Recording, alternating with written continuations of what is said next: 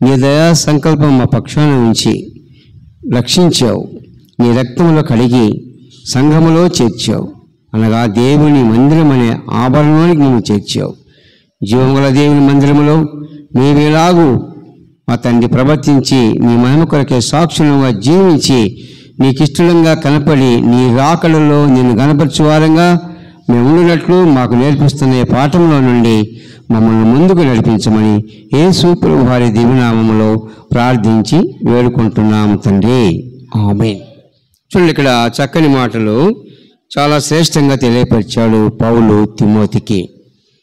జీవము గల దేవుని సంఘములో జనులు ఎలాగూ ప్రవర్తించాలి. జనుల ప్రవర్తన ఎలాగుండాలి అంటే, జనులు అంటే మనమే అంటే ఈ దినము నీకు నువ్వు నాకు నేనే పరీక్షించుకోవాలి. నా ప్రవర్తన అంతా ఎలా ఉంది, నా ప్రవర్తన ఎలాంటిది, ఒకప్పుడు నా ప్రవర్తన ఎలాంటిది, ఇప్పుడు నా ప్రవర్తన ఎలాగుంది, రాబోయే కాలంలో నేను ఎలాగూ ప్రవర్తించాలి. ఈ 3 మాటలు మన జీవితంలో మనకు అవసరం. ముందు యేసుప్రభు నమ్మకం ముందు ప్రవర్తన ఏంటి, యేసుప్రభుని నమ్ముకొని మందిరానికి వస్తూ పోతున్నాం, ఇప్పుడు ప్రవర్తన ఏంటి, తిరిగి ప్రభు రాకల్లో ఆయన కొరకు నిలబడి ఉన్నటువంటి సందర్భంలో మనం ఎలాంటి ప్రవర్తన కలిగి జీవించాలి. ఈ పాఠంలో మనం ముందుకు కొనసాగాలి.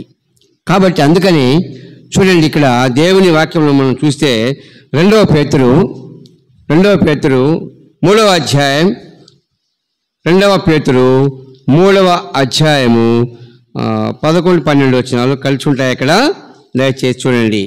2 పేతురు 3వ అధ్యాయము, ఇవన్నీ ఇట్లు లయమైపోవునవి కనుక ఆకాశములు రవులుకొని లయమైపోవునట్టు, పంచభూతములు మహావేంద్రముతో కలిగిపోవునట్టు, దేవుని దినపు రాకడ కొరకు కనిపెట్టుచు దానిని ఆశతో అపేక్షించుచు మీరు పరిశుద్ధమైన ప్రవర్తనతోనూ భక్తితోనూ ఎంతో జాగ్రత్త గల వారై ఉండవలెను.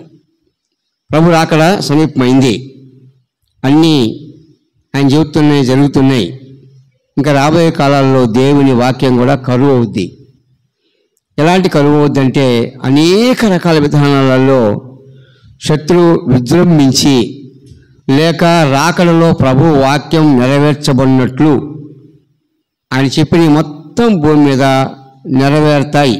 ఇప్పటికే కొన్ని నెరవేరినాయి, ఇప్పుడు నెరవేరుతున్నాయి, ఇంకా నెరవేరుతాయి. ఇప్పుడు మనం 3 అంశాల్లో చూసుకోవాలి. ఒకటి నెరవేరిన కాలం, ఇప్పుడు నెరవేరుతున్న కాలం, ఇంకా నెరవేరే కాలం ఇంకా కూడా ముందుంది. కాబట్టి అందుకే మనం ఏం చేయాలంటే, మన ప్రవర్తన విషయంలో మనం చాలా జాగ్రత్తగా ఉండాలి. ఒక వస్తువు అంటే విలువైన వస్తువు మనం కొన్నప్పుడు దాన్ని ఎంత జాగ్రత్తగా చూసుకుంటాము. ఎందుకంటే దాన్ని చాలా కాస్ట్ పెట్టి కొన్నాం కాబట్టి దాన్ని భద్రం చేసుకోవాలన్నటువంటి ఆలోచన మనకు ఉంటుంది. ఎవరైనా ఒక మంచి విలువైన వస్తువు ఎక్కడంటే అక్కడ, ఎలాగంటే అలాగో విసిరేసిపోరు. ఆ వస్తువు విలువ ఏంటో తెలిసిన వారు ఆ వస్తువును జాగ్రత్తగా కాపాడుకుంటారు. అలాగే ప్రభు రాకడలో ఉన్న మనము ప్రభువు ప్రేమించి మనకిచ్చిన రక్షణను బట్టి, మనకిచ్చిన మారు మనసుని బట్టి, మనకిచ్చిన సంఘాన్ని బట్టి, మనం వినే వాక్యాన్ని బట్టి ప్రభు రాకడలో దేవుని సంఘములో దేవుని ప్రజగా, దేవుని సొత్తైన మనిషిగా, లేకపోతే విశ్వాసిగా, లేకపోతే దైవ సేవకుడిగా ఎలాంటి ప్రవర్తన కలిగి ఉండాలి, ఇది మనం నేర్చుకోవాలి. అందుకే పౌలు తిమోతికి చక్కగా రాసిన తర్వాత పేతురు భక్తుడు కూడా భక్త కోటికి రాస్తున్నాడు ఈ పత్రిక.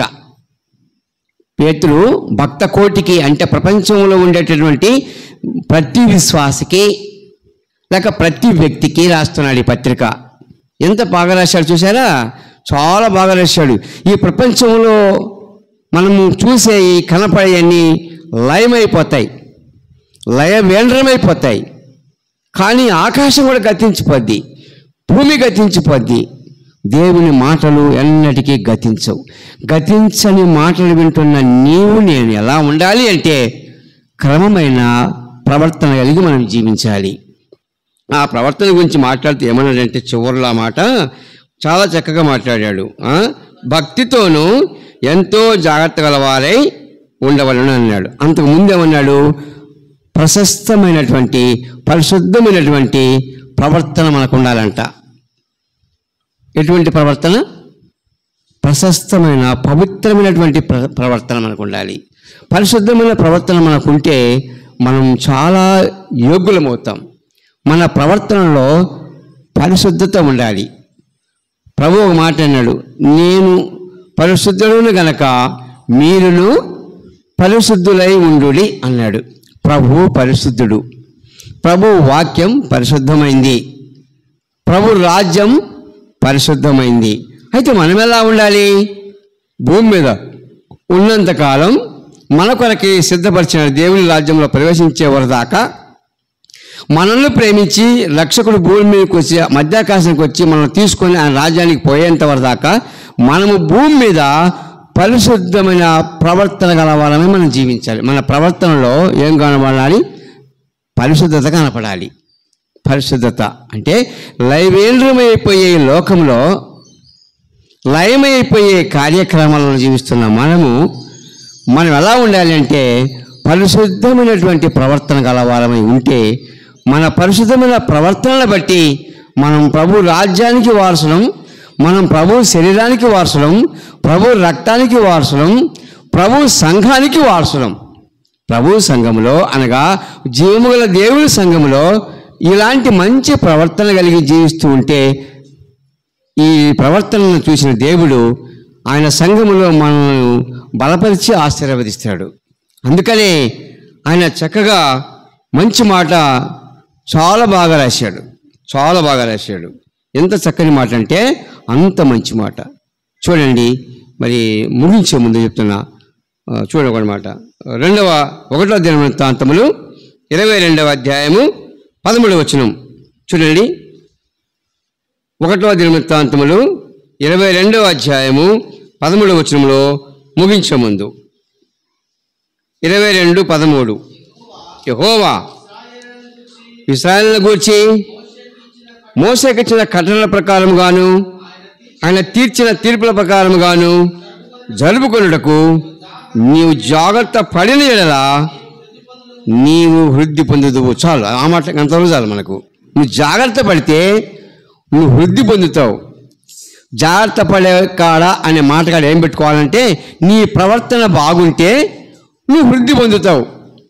నీ ప్రవర్తనలో తప్పున్నా, అక్రమమున్నా, అవిధేయత ఉన్నా, బలహీనత ఉన్నా, అపవిత్రత ఉన్నా నీవు అభివృద్ధి చెందకపోవటం చాలా కష్టం. మోషేకి ఈ మాట దేవుడు చాలా నీటుగా అందించాడు. ఇశ్రాయేలీయుల ప్రజలు నీ మధ్య ఉన్నారు, వారితో నువ్వు ఉన్నావు. వాళ్ళ మధ్యలో ఉన్న నీవు ఏ విషయంలో జంకక, భయపడక, అదరక, బలహీనము కాక నీ ప్రవర్తనకు నువ్వు కరెక్ట్గా ఉంచుకుంటే నువ్వు వృద్ధి పొందుతావు. దేవుడు తన కుమారుడైన మోషేని ప్రేమించి ఇశ్రాయేలుల మధ్యలో పరిచర్యను అప్పగించి పనిచేస్తున్నటువంటి తన కుమారుడు మోషేకి ఈ మాట సెలవిచ్చాడు. ఏంటంటే దేవుడు ఎప్పుడు కూడా తన ప్రజలను వృద్ధిలోకి తేవాలని, తన ప్రజలను తన జీవిత యాత్రలో పరిశుద్ధంగా ఉంచాలని దేవునికి ఆశ. ప్రవర్తనలో మనం పరిశుద్ధంగా ఉంటే, పరిశుద్ధమైన ప్రవర్తన మనం కలిగి ఉంటే మనం వృద్ధిలోకి వస్తాం.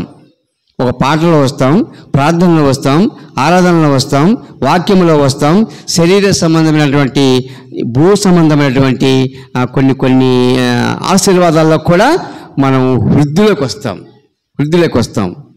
వృద్ధిలోకి రావడం అంటే ఒక మాట క్లియర్గా చెప్తాను, వినండి. యాకోబు సంతానము, వారి కుటుంబీకులు, వారి వంశపు వారు 70 మందే. ఆ 70 మందితో బయలుదేరారు ఐగుప్తు దేశానికి. 70 మంది కనాను ప్రాంతం నుండి బయలుదేరి ఐగుప్తుకు చేరిన తర్వాత ఏళ్ల తరబడి వారు ఇంప్లిమెంట్ అయ్యే కొంది 6 లక్షల కాల్బలములు అయ్యారు. జనం ఎంతమంది అయ్యారు? 6 లక్షల కాల్బలములు అయ్యారు. అంటే పోయిందెంతమంది, అయింది ఎంతమంది? 70 మంది పోతే ఐగుప్తుకు 6 లక్షల కాల్బలములను దేవుడు వృద్ధిలో తీసుకొచ్చాడు. అంటే సంతానం, మనిషికి మనిషి మనిషికి మనిషి మనిషికి మనిషి కుటుంబంలో సంఖ్య పెరిగిపోయింది. తిరిగి యాకోబు తన వంశం వారిని ఒకరే నడిపించుకోపోయాడు అనుకోండి కదా, వాళ్ళు కొందరైపోయారు అనుకోండి, వాళ్ళలో ఎవరో ఒక వ్యక్తి పెద్ద నడిపించారనుకోండి ఐగుప్తు దేశానికి. ఇప్పుడు 1వ దినవృత్తాంతం 22:13 ప్రకారంగా ఆ 70 మంది పోయినటువంటి ఆ ఇశ్రాయేలు 6 లక్షల కాల్బలం అయిన తర్వాత తిరిగి వారు ప్రయాణమై రావడానికి మోషేను వారికి నాయకుడిగా ఎంచిన తర్వాత ఆ నాయకుడైన మోషే చెప్తున్నాడు, పోయింది కొద్ది మంది జాగ్రత్తగా పోయారు, కానీ వచ్చేటప్పుడు చాలామంది ఉన్నారు కనుక నడిపించే నాయకుడు కాబట్టి నీ చేతి కింద చాలామంది ఉన్నారు కాబట్టి జాగ్రత్త, నువ్వు జాగ్రత్తగా ఉంటే నీ ప్రవర్తన కరెక్ట్ అయితే ఈ 6 లక్షల కాల్బలంలో నీకు మంచి పేరు ఉంటుంది, నీ చేతి కింద నడిపించబడి ప్రజలకు కూడా మంచి పేరుంటుందని చెప్పాడు. అర్థమైందంటారా? కాబట్టి ఇక్కడ మనం గమనించాలి, చాలా జాగ్రత్తగా గమనించాలి. పేతురు పత్రికలో ఏం చెప్పాడు? అన్నీ లైవేంద్రమైపోతాయి, నీకేముండాలన్నాడు? పరిశుద్ధమైన ప్రవర్తన ఉండాలన్నాడు. మోషేకి ఏం చెప్పాడు? ఇశ్రాయేలులో నువ్వు చాలా జాగ్రత్తగా ఉంటే నువ్వు వృద్ధిలోకి వస్తావన్నాడు. అదే కదా? కాబట్టి వృద్ధి మనం కావాలన్నా, పరిశుద్ధమైన భూమి మీద జీవించాలన్నా మన ప్రవర్తనను మనం ఎప్పటికప్పుడు పరీక్షించుకోవాలి. నా ప్రవర్తన ఎలాగుంది, నా ప్రవర్తనలో ఎటువంటి అనుభవం ఉంది, నా ప్రవర్తన గురించి నాకు ఎటువంటి విషయాలు తెలుస్తున్నాయి, నా ప్రవర్తన జనానికి ఎట కనపడుతుంది అని మనం పరీక్ష చేసుకొని మన ప్రభువుకు మనం ఇష్టలుగా జీవించి ఆయన రాకడ కొరకే వేచి ఉండి ఆయనకి ఇష్టమైన వాళ్ళంగా మనం నడిచి ఆయన శరీరంలో రక్తంలో పాలు పంపులు పొందితే నువ్వు వృద్ధి పొందుతావు, ఏ శిక్ష రాదు. నువ్వు పరిశుద్ధమైన అనుభవంలో పైకి వస్తావు, ఇంకా నీకే శిక్ష రాదు. నువ్వు నీ ప్రవర్తన సరి చేసుకోక, నీలో జాగ్రత్త లేక, నువ్వు వృద్ధి పొందడానికి ఇష్టపడక, నీకు ఇష్టం వచ్చినట్టు నువ్వు బలహీనంగా జీవిస్తుంటే ఆయన శరీరంలో పాలు పంపులు పొందినా, ఆయన రక్తంలో పాలు పంపులు పొందినా నువ్వు వృద్ధి కాకపోయినప్పుడు నీకు బాధ. నువ్వు పరిశుద్ధుడివి అనిపించుకోకపోతే పెద్ద బాధ. కాబట్టి జాగ్రత్త. ప్రభు వచ్చే రాకడి దినాల్లో మనం ఉన్నాం. మన మట్టుకు మనం పొద్దుగుంకు వేళలో ఉన్నాం. మన ప్రవర్తన ఎలాగుందో ఒకసారి పరీక్షించుకొని మన ప్రభు శరీరంలో మనము ప్రార్థనాపూర్వకంగా ఆయన రక్తంలో శరీరంలో పొందుతాం. దేవుడి మాటలు దీవించిన వాక చిన్న ప్రార్థన చేసుకుని తల వంచండి. ప్రేమల తండ్రి, వందనాలు నాయన, మీరు ప్రేమించి మాకు ఇచ్చిన శ్రేష్టమైనటువంటి భాగాన్ని బట్టి స్తోత్రములు. మీ వాక్యం సెలవిస్తుంది ఇక్కడ. మా తండ్రి 1 తిమోతి 3వ అధ్యాయం 15 ప్రకారముగా జీవముల దేవుని సంఘములో జనులు ఎలాగో ప్రవర్తింపవలనో అది తెలియవలని రాస్తున్నానన్నాడు తిమోతికి. తండ్రి, మీరు జ్ఞాపకం చేసుకుంటున్నాం. అలాగే మేము కూడా ఈ మధ్యాహ్న కాలంలో విన్నాం ప్రభా, మా ప్రవర్తన బాగుంటే మేము పరిశుద్ధం అవుతాం, మా ప్రవర్తన బాగుంటే మేము వృద్ధి పొందుతాం. ఈ పరిశుద్ధము, ఈ వృద్ధి, ఈ రెండు మా ప్రవర్తనను బట్టి మాకు ఇస్తానని వాగ్దానం ఇస్తున్నావు కనుక మేము అలాగ జీవించినట్టు నడిపించమని యేసు ప్రభువు దివ్యనామములో ప్రార్థన చేసి వేడుకుంటున్నాము తండ్రి. ఆమేన్. తాళ్ళ వంచి మోకరించండి.